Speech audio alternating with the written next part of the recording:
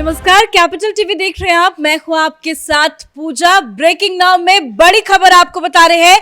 India गठबंधन की कल दिल्ली में मल्लिकार्जुन खड़गे के आवास पे होने वाली बैठक टल गई है।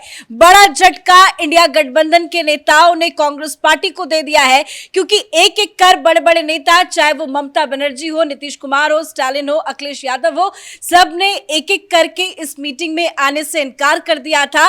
उसके बाद एक बड़ी और ताजा अपडेट आपको बता रहे हैं कि कल जो ये बैठक होनी थी उसे टाल दिया गया है। इस बड़ी खबर पे मेरे साथ न्यूज रूम से जुड़े हुए हैं कैपिटल टीवी के executive editor Rajiv sir. Rajiv sir, क्या वजह रही, क्यों इस बैठक को टाला गया? जिस तरीके से चुनाव के नतीजे आए और कांग्रेस ने जो स्टैंड चुनाव के पहले लिया था, इन दोनों में काफी डिफरेंस आ गए हैं, अंतर आ गए हैं। कांग्रेस पहले बार्गेन करने की कोशिश की कि ये चुनाव जो 5 राज्यों का होने वाला है उसमें कांग्रेस बेहतर परफॉर्मेंस करेगी, और राहुल गांधी जो प्रोएक्टिव है इस चुनाव के अंदर, अब राहुल गांधी पर नेगोशिएशन किया जाएगा कि अब कोई डाउट नहीं है, राहुल गांधी को ही इंडी अलायंस का नेता बनाइए, प्रधानमंत्री का उम्मीदवार बनाइए और आप लोग पीछे की कुर्सी पर बैठ जाइए। लेकिन अब हुआ क्या? परिणाम उल्टा हो गया। कांग्रेस पूरी तरीके से खत्म हो गई। अब केवल और केवल तेलंगाना में कांग्रेस एक छोटी सी जीत पा सकी है, जहां पर भी ये जो नॉर्थ इंडिया के जितने नेता हैं, इनका मानना है कि ये राहुल गांधी की उपलब्धि नहीं है। वहां एंटी इनकम्बेंसी इतना ज्यादा तेज था कि राहुल गांधी नहीं जाते फिर भी तेलंगाना में चुनाव कांग्रेस ही जीतती। Bharatiya Janata party main challenger वहां पर नहीं थी।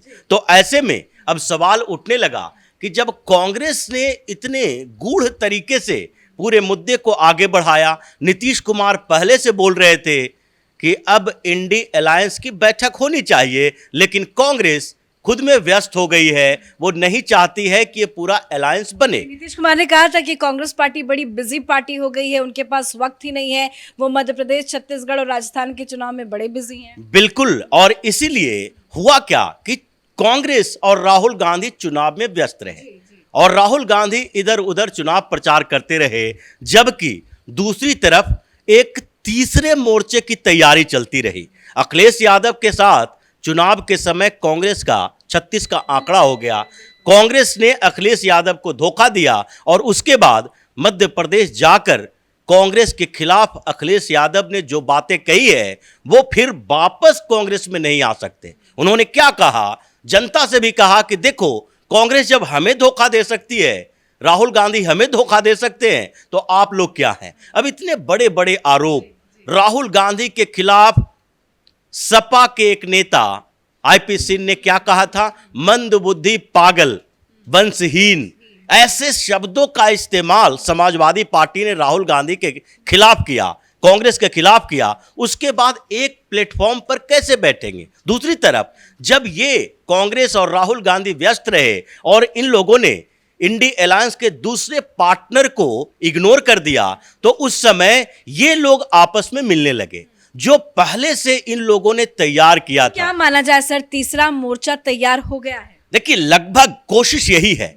क्योंकि ये जो पूरा प्रकरण चला और अभी इंडी अलायंस की बैठक को स्थगित किया गया, इसमें नाम किसका किसका है कि हम नहीं जाएंगे। इसमें नाम है ममता बनर्जी का, नीतीश कुमार का, अखिलेश यादव का। ये स्टालिन ने भी मना कर दिया। ये नाम जो है वो सामान्य है, क्योंकि पहले से ये कंफ्यूज रहे हैं। लेकिन ये सबसे बड़ा नाम जो इस बार आया वो स्टालिन का आया। स्टालिन हमेशा से जब इंडी अलायंस की बात नहीं हो रही थी, तभी भी राहुल गांधी को पीएम का उम्मीदवार बता रहे थे, क्योंकि दक्षिण भारत में न नीतीश कुमार की कोई पहचान है, न ममता बनर्जी की है और न ही अखिलेश यादव की है। लेकिन फिर भी समाजवादी समूह और समाजवादी पार्टियों ने एक प्लेटफॉर्म पर आने के लिए एक दूसरे को मनाने की कोशिश की। जब कांग्रेस के साथ बातचीत नहीं चल रही थी, तो उस समय नीतीश कुमार क्या कर रहे थे कि ये पूरे हिंदुस्तान में घूम घूम कर समाजवादी परिवार की पार्टियों को एक करना चाह रहे थे और ममता बनर्जी अखिलेश यादव को सबको एक प्लेटफॉर्म पे लाने की कोशिश कर रहे थे कि कांग्रेस को इग्नोर करो, क्योंकि नीतीश कुमार या लालू यादव दोनों को पता है कि बिहार के अंदर कांग्रेस की कोई औकात नहीं है। अखिलेश यादव को यह पता है कि उत्तर प्रदेश के अंदर कांग्रेस कुछ नहीं कर सकती, क्योंकि पिछली बार अखिलेश यादव राहुल गांधी के उन क्षमताओं को देख चुके हैं जब यूपी के 2 लड़के का कैंपेन चला। और कैंपेन चलाने वाले कौन? जिनको कहा जाता है महान चुनावी रणनीतिकार प्रशांत किशोर। लेकिन फिर भी क्या हुआ, दोनों पूरी तरह से हार गए। और इस बार का जो विधानसभा चुनाव हुआ उसमें तो कांग्रेस 2% वोट ला पाई उत्तर प्रदेश में। तो ऐसे में अखिलेश यादव को इनकी क्षमता का पता है और इसलिए नीतीश कुमार लालू यादव जब एक होते हैं तो उनको भी पता है कि कांग्रेस यहां पर कुछ नहीं कर सकती। पिछले विधानसभा चुनाव में लालू यादव के साथ गठबंधन कांग्रेस की थी, इतनी सीटें 80-80 सीटें दी गई, 18-19 जीत पाए। तो ये चर्चा हुई बिहार में इन पार्टियों के भीतर कि अगर इतनी सीटें सीपीएम, सीपीआई, सीपीआईएमएल इन कम्युनिस्ट पार्टियों को दिए होते तो सीपीआईएमएल का जो परफॉर्मेंस है उस नतीजे से ज्यादा मिलता, या फिर राजद खुद अपने पास इतनी सीटें रखती तो कम से कम 20-25% सीट और ज्यादा जीत सकती थी। तो ये चर्चा वहां पर भी हुई। और अब जबकि इन लोगों को लगने लगा कि कांग्रेस कल्चर नहीं बदला है, कांग्रेस वही धोखेबाज पार्टी है जिसने विश्वनाथ प्रताप सिंह को पीएम की कुर्सी से हटाने के लिए चंद्रशेखर को आगे बढ़ाया, चंद्रशेखर को पीएम बनाने के बाद 6 महीने के अंदर अपना समर्थन वापस लेकर सरकार गिरा दिया। कांग्रेस का कल्चर वही है जो चौधरी चरण सिंह और मोरारजी देसाई का उपयोग उसी तरह से किया कि जब मोरारजी देसाई पीएम बने, चौधरी चरण सिंह को आगे बढ़ाया, सरकार गिराया और चौधरी चरण सिंह बेचारे संसद का मुंह नहीं देख पाए, उसी से पहले समर्थन वापस लेके सरकार गिरा दिया। तो ये धोखेबाज पार्टी है, आज भी हमारे साथ इसलिए है क्योंकि मजबूर है। तो इन लोगों ने कहा कि ये कांग्रेस कौन होती है कि इंडिया अलायंस के लिए चुनाव खत्म होते ही जब इनका बिजी शेड्यूल खत्म हो तो ये अनाउंस कर दे। लेकिन ये तो खड़गे की भी बहुत बेइज्जती है, क्योंकि खबर सामने आई थी कि खड़गे ने पर्सनली हर एक नेता को फोन करके इनवाइट किया था बैठक को लेकर। खड़गे की किसी नेताओं ने बात नहीं मानी। लेकिन खड़गे की जहां तक बात है, मल्लिकार्जुन खड़गे ऐसे नेता हैं जिसकी बेइज्जती अब नहीं हो सकती, क्योंकि उनकी इतनी बेइज्जती हो गई है। एक selected, not elected, selected candidate रहे कांग्रेस अध्यक्ष पद के लिए। यह बेइज्जती सोनिया गांधी की है जो खड़गे के नाम पर फोन करवाए। वो तो एक व्यक्ति है जो कुर्सी पर बैठा है, राष्ट्रीय अध्यक्ष हैं, लेकिन उनके पीछे तो सोनिया गांधी ही है। 10 जनपद पर बैठक होती है और वहां पर एक एक फैसला अगर कांग्रेस के अंदर लिया जाएगा, सोनिया गांधी, राहुल गांधी लेंगे। मल्लिकार्जुन खड़गे उस औकात में नहीं है कि वो स्वतंत्र तौर पर फैसला लें। ये उसी तरीके से है जैसे डॉक्टर मनमोहन सिंह थे, पीएम बना दिया गया, लेकिन सुपर पीएम सोनिया गांधी मतलब एक बार फिर से राहुल गांधी को लेकर सवाल खड़े हो रहे हैं। और एक ताजा तस्वीरें आपको राहुल गांधी की दिखाते हैं, जरा देखिए। ये तस्वीरें राहुल गांधी की आज की है। बस कुछ देर पहले राहुल गांधी मल्लिकार्जुन खड़गे के आवास के अंदर पहुंचे हैं, पहुंचने की ही तस्वीरें हैं। सर, बताया जा रहा है कि राहुल गांधी मल्लिकार्जुन खड़गे के घर पे मौजूद है, कुछ मीटिंग चल रही है, क्या कुछ चल रहा है? देखिए, अब राहुल गांधी, मल्लिकार्जुन खड़गे ये सब मिलके एक ही काम कर सकते हैं, अपने दुखों को बांट सकते हैं और रो गा के तसल्ली दे सकते हैं अपने आप को। फिर एक तर्क गढ़ सकते हैं कि ये जो हार हुई है उसकी जिम्मेदारी किसे दी जाए।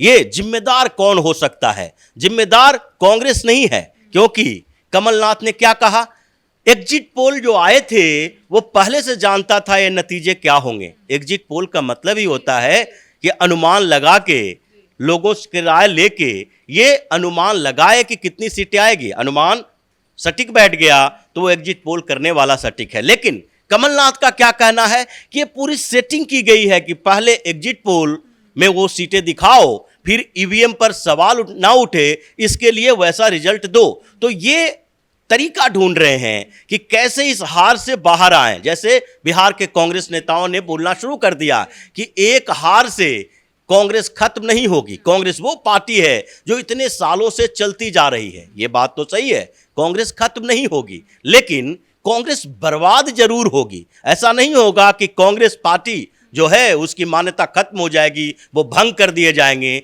ये तो राहुल गांधी, सोनिया गांधी कर सकते हैं, लेकिन अभी जो स्थिति है उसमें कांग्रेस बर्बाद है, क्योंकि अब उनके सबसे करीबी लोगों में स्टालिन पिछले दिनों विश्वनाथ प्रताप सिंह के मूर्ति के आवरण में किन्हें बुलाया था? अखिलेश यादव को। मतलब ये संकेत दे रहा है कि जो राहुल गांधी बार बार कास्ट सेंसस की बात कर रहे हैं, जातीय आधार पर हिस्सेदारी की बात कर रहे हैं, इन लोगों ने तय किया कि ये राहुल गांधी अगर ये बात बोल रहा है, इसका मतलब है कि कांग्रेस ये मुद्दे को उठाएगी।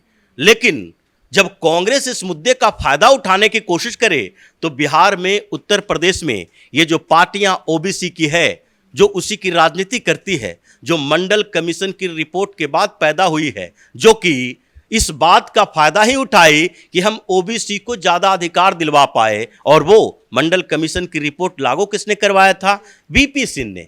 और उसके बाद इन लोगों ने वीपी सिंह को फिर से पटल पर लाने की कोशिश की, और सोशल जस्टिस की अवधारणा जो इन ओबीसी वाली क्षेत्रीय पार्टियों की है, इन लोगों ने सोचा कि जब मुद्दा यही होना चाहिए कास्ट सेंसस, जब ओबीसी का मुद्दा होना चाहिए, तो ये कांग्रेस कौन है? इसने तो ओबीसी को दबा के रखा, इसने तो मंडल कमीशन की रिपोर्ट को सालों तक दबा के रखा। जिसने इसको उभारा, जिसने रिजर्वेशन दिलवाया, उसके लोगों के बदले ये कांग्रेस उसका फायदा उठाना चाहती है, जबकि हम लोग जो है उसी के साथ आगे बढ़े हैं। तो इन लोगों ने फिर से एक्टिव होना शुरू कर दिया। स्टालिन जो अभी इस बैठक से बाहर हुए हैं, उसके पीछे एक बड़ा रीजन है कि उनका मानना है कि अब जो ये लोग, सारी पार्टियां जो उत्तर प्रदेश, बिहार, पश्चिम बंगाल की है, अगर 80 सीटों वाले उत्तर प्रदेश में, बिहार में 40 सीटें और 42 सीटें पश्चिम बंगाल में, तमिलनाडु में 39 सीटें, ये जितने जो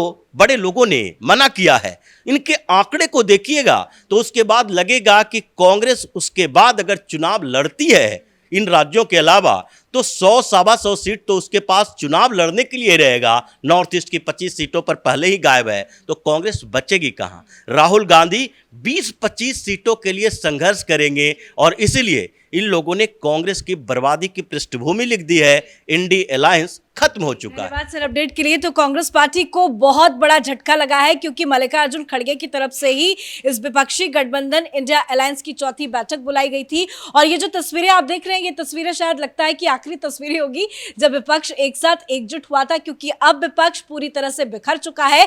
कल की बैठक भी अब स्थगित कर दी गई है। इस बड़ी खबर में मेरे साथ फिलहाल इतना ही। कैमरा पर्सन अशोक के साथ मैं पूजा, कैपिटल टीवी।